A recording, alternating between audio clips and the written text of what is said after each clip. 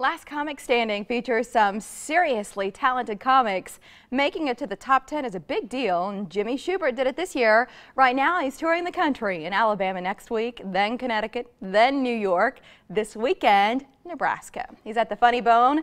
Jimmy, it's great to see you. It's good to be here. Yeah, you've got a lot of mileage ahead of you. Yeah. And behind you, yeah, frankly. Yeah, I've been traveling like a lost piece of luggage, you know?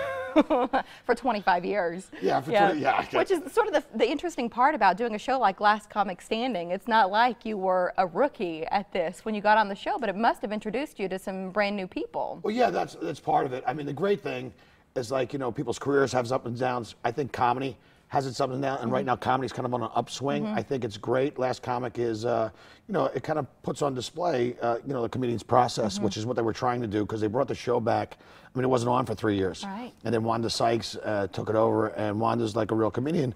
I thought, oh, this will be interesting, and I just kind of auditioned for it, and then wound up getting into the invitationals, and then into the semifinals, and I was just kind of seeing, when I made the top 10, I was, you know, yeah, it's... Wait, can we talk quickly about magic? Because this was part of the clip, one of the episodes. You with this deck of cards. Yeah. You talk about getting a magic kit when you were a little boy, and that ultimately led to being an entertainer. Well, yeah, I started doing magic when I was 9, and I started doing shows at like children's hospitals around Philadelphia. And by the time I was 15, I had become kind of an accomplished professional magician. I was actually doing like 4 or 5 shows a month, making my living when I was 15. And then when I hit 18, I kind of hung up the wand and retired the rabbit, and just I wanted to find a room and just be funny. But I spent most of my childhood doing magic. I did it till, and I still do it to this day, just as kind of like a side thing. Like if I'm at parties, you know. Kids parties? Yeah, I don't do kids parties. I don't do kids parties anymore. But you know, it's I've done. You know, if I have a deck of cards and I happen to be out, I may actually break into some like real good magic. It's not like pick a card. You know, it's not stupid magic. No, it's legitimate. It's not Uncle Bob doing a card trick. It's kind of legitimate professional. Yeah, back to comedy and your journey a little bit. For 25 years, you've had some great opportunities. Where do you want to be? Because I'd consider you to be successful, but you even said on the show, you're looking for kind of a break still. Well, you know, it's interesting. It's like, you know, is anybody ever where they want to be in their career? You know, I mean, ultimately my goal would be to be on a sitcom, or, you know, I'd like to do more acting. I mean, that for me, would be considered. I've done some, but I'd like to do it almost on a regular basis. I mean, I'd like to not have to travel so much to make my living. And as I've gotten older, it'd be a real nice way to kind of grow older gracefully, rather than lugging your stuff through airports. But the great thing about that show, I mean, they picked a lot of veterans. I mean, not only me, but Rocky LaPorte and D.C. Benny and Rodman have all been doing comedy a long time. Nicky Carr, 17 years. Lachlan Patterson's been doing 15, 16 years. So the great thing about that show, it gives breaks to, like Ida Rodriguez was doing it for 6 years. But it gives everybody at their respective levels a break and an opportunity as well. You speak in this clip about the omelet. It's one of the funniest things, and I think that demonstrates how your outlook is a little different than most. Yeah, it is.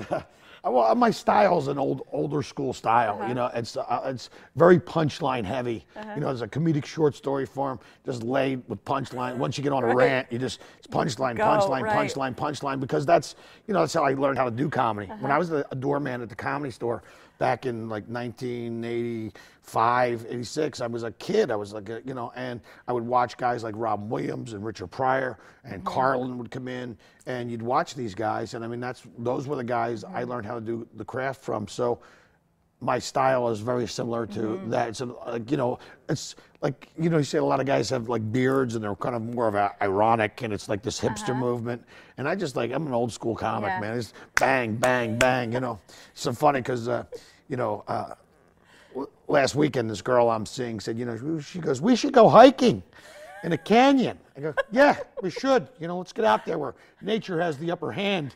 You know, maybe we'll run into a cougar, the bad kind, and she'll drag me away by my skull. I said, you know, we could just go to the zoo, and you could push me over the railing into the lions exhibit.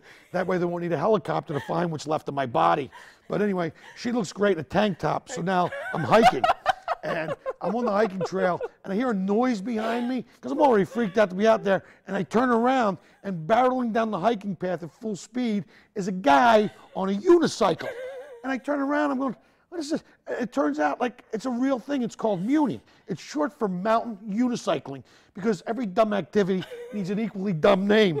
I'm not kidding you. I looked it up on YouTube. There's people who do this. They go, like instead of mountain biking, they're on unicycles. Like right now, as we sit here and speak, there are people going down the side of Kilimanjaro on a runaway front bicycle tire, like some kind of out-of-work birthday clown looking for a happy hour.